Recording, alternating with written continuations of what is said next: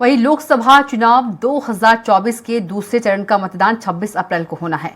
ऐसे में मतदान दलों की रवानगी शुरू हो गई है। कवर्धा के नवीन कृषि उपज मंडी से जिला निर्वाचन अधिकारी ने मतदान दलों को हरी झंडी दिखाकर रवाना किया और मतदान दलों को मतदान सामग्री वितरण किया। जिले में 804 मतदान केंद्र बनाए गए हैं।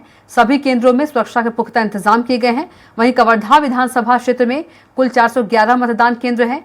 राजनांदगांव लोकसभा में कांग्रेस और भाजपा में सीधी टक्कर है। कांग्रेस से पूर्व मुख्यमंत्री भूपेश बघेल तो वहीं भाजपा से संतोष पांडे मैदान में हैं।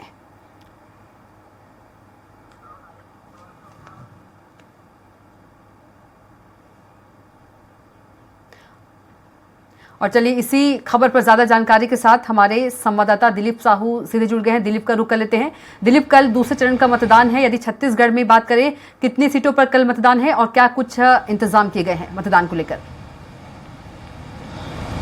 जी बिल्कुल कविता, कल दूसरे चरण का मतदान है और छत्तीसगढ़ में 3 सीटों पर राजनांदगांव, महासमुंद और कांकेर लोकसभा सीट पर मतदान होगा और इसके लिए आज से ही चुनाव सामग्रियां वितरित की जा रही है और खास करके दूर दराज के इलाके, कांकेर लोकसभा की बात करें तो कांकेर के बहुत सारे इलाके जो नक्सल प्रभावित क्षेत्र है वहां के लिए, क्योंकि वहां पहुंचने में समय लगता है, तो ऐसे जगहों के लिए पहले रवाना कर दिया गया है मतदान दल। इसी तरह महासमुंद लोकसभा सीट के अंतर्गत भी गरियाबंद, धमतरी सहित कई इलाके ऐसे हैं उन जिलों के जहां कुछ नक्सल प्रभावित एरिया भी है और काफी दूर दराज है। ऐसे जगहों के लिए मतदान दल रवाना कर दिए गए। इसी तरह सभी क्षेत्रों में, चाहे राजनांदगांव की बात करें तो राजनांदगांव भी मानपुर, मोहला और कवर्धा का जो क्षेत्र है, दूर दराज के क्षेत्र, वहां खासकर काफी दूरी है जिला मुख्यालयों से।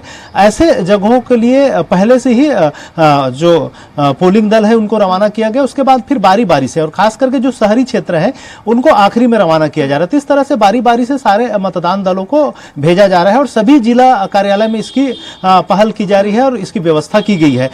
जिला कलेक्टर और जिला एसपी के जो नेतृत्व में सभी जिलों में, खास करके महासमुंद की बात करें तो महासमुंद के अंतर्गत महासमुंद, गरियाबंद और धमतरी जिला।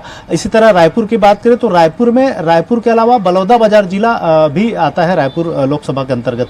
तो दोनों जिले के जिला मुख्यालयों में मतदान दलों को सामग्रियां वितरित की जा रही है। इसी तरह राजनांदगांव से बात करें तो राजनांदगांव में भी, राजनांदगांव के अलावा कवर्धा जिला भी आता है, तो इसके अनुसार से भी वहां पर भी वितरित की जा रही है। तो इस तरह से सभी जगहों पर वितरण की व्यवस्था की गई है। और बता दें कि तीनों लोकसभा सीटों को मिलाकर करीब 52,84,000 से अधिक मतदाता इस दौरान शामिल होंगे। इसके लिए चुनाव आयोग ने पूरे तीनों लोकसभा सीटों की बात करें तो 6,567 मतदान केंद्र बनाए हैं। इसमें सभी जगह पर अलग अलग है और खास करके इसके लिए पूरी सुरक्षा के भी तमाम इंतजाम किए गए हैं। जो कांकेर की नक्सल प्रभावित क्षेत्रों के लिए बड़ी टुकड़ियां जो सैन्य बलों की, सुरक्षा बलों की तैनात की गई और 222 कंपनियां इस चुनाव के दौरान, दूसरे चरण के चुनाव के दौरान तैनात रहेंगे। करीब 1 लाख से अधिक सुरक्षा बल के जवान तीनों लोकसभा क्षेत्रों में तैनात रहेंगे। और खास करके कांकेर और जो महासमुंद का लोकसभा की बात करें तो उसमें गरियाबंद का इलाका, गरियाबंद और धमतरी से लगा हुआ इलाका जो थोड़ी से संवेदनशील इलाका है, उन क्षेत्रों में ज्यादा सशस्त्र बलों के जवानों की ड्यूटी लगाई गई है। इसके साथ ही साथ राजनांदगांव लोकसभा की बात करें तो वहां पर भी मानपुर, मोहला और जो खैरागढ़ और इसके अलावा जो कवर्धा के इलाके हैं जहां पर नक्सल मूवमेंट की बातें होती रहती है, तो वैसे जगहों पर ज्यादा सुरक्षा बलों के जवानों को तैनात किया गया है और सभी शांतिपूर्ण मतदान हो इसकी व्यवस्था की जा रही है जिला प्रशासन और जिला पुलिस की ओर से, कि ताकि किसी तरह की कोई दुर्घटना न हो और उससे अगर किसी तरह के कहीं उत्पात मचाते हैं नक्सली तो उससे भी निपटा जा सके। क्योंकि हाल ही में जो 16 अप्रैल की एक बड़ी घटना हुई थी कविता, खास करके कांकेर जिले के अंतर्गत कलपर में, जिसमें 29 नक्सलियों को मार गिराए थे सुरक्षा बल के जवानों ने। उसके बाद से उस उस इलाके में खास करके कांकेर लोकसभा के अंतर्गत काफी जो संवेदनशीलता वो बढ़ी है। तो कहीं ना कहीं सुरक्षा बलों के जवान को ज्यादा सतर्कता के साथ ज्यादा सावधानी बरतने की बात कही गई है और ज्यादा से ज्यादा बलों को उन क्षेत्रों में लगाया गया है ताकि किसी तरह की कोई नक्सल घटना दुर्घटना होती तो उससे निपटा जा सके। तो इस तरह से प्रयास शासन प्रशासन की ओर से किया जा रहा है। साथ ही साथ तमाम जो लोग हैं उन्हें भी प्रेरित किया जा रहा है कि वो मतदान करें और मतदान के लिए भी अपील की जा रही है, क्योंकि अभी गर्मी खासी पड़ रही है और इसके वजह से बहुत सारे लोग घरों से नहीं निकल पाते, खास करके शहरी मतदाता नहीं निकल पाते। तो उनको लेकर भी जागरूकता अभियान लगातार स्वीप के माध्यम से निर्वाचन आयोग की ओर से चलाया जा रहा है कि ताकि ज्यादा से ज्यादा लोग इस मतदान में हिस्सेदारी कर सके। हालांकि प्रथम चरण का जो मतदान हुआ था बस्तर में, वहां अच्छी भागीदारी देखने को मिली थी। दूर दराज नक्सल प्रभावित क्षेत्रों के लोगों ने भी लंबी लाइनों में लगकर मतदान किए थे और 68% से अधिक मतदान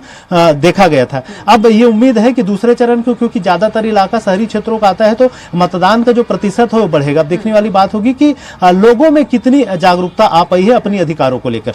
जी कविता। बिल्कुल दिलीप, यदि बात करें नक्सलियों के द्वारा लगातार चुनाव का बहिष्कार किया जाता है, नक्सली जो है उन्होंने बंद का भी आह्वान किया था, इसका कुछ असर देखने को मिलेगा?